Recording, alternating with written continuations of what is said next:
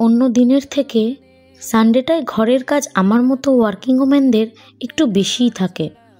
সত্যি সারা সপ্তাহের কাচাকুচি আমি সানডে একবারে করি, যদিও আমার বর আমাকে অনেক হেল্প করে দেয়।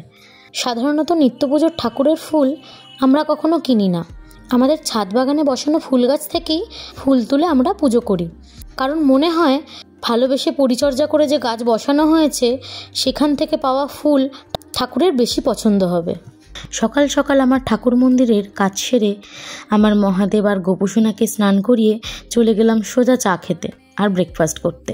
শাশুড়ি আজকে আমাদের জন্য পরোটা তরকারি করেই রেখেছিল। আজ আবার বিকেলে বেরিয়েছিলাম হস্তশিল্প মেলায়। জানো তো, ছোট থেকেই মেলায় গেলেই যেন মনে হয় এই কিনি আর ওই কিনি। এত ধরনের জিনিস, এত সুন্দর সুন্দর, চোখ ভরে যায় পুরো। আমি আবার ঘরের জন্য এটা ওটা কিনতেই থাকি। দুজনে মিলে হস্তশিল্প মেলা থেকে ঘুরে এসে আবার ফেরার পথে দেখি কি সুন্দর একটা অদ্ভুত গাড়ি। আমি কোনোদিন এরম গাড়ি দেখিনি, সেটা আবার ভিডিও করে রেখেছিলাম আমি। তোমরা ভালো থাকো, সুস্থ থাকো। আজকের মতো গল্প থেকে বিদায় নিচ্ছি, কিন্তু মনে রেখো গল্পের কোনো শেষ নেই। আবার আসবো নতুন কোনো গল্পে তোমাদের সাথে আড্ডা দিতে।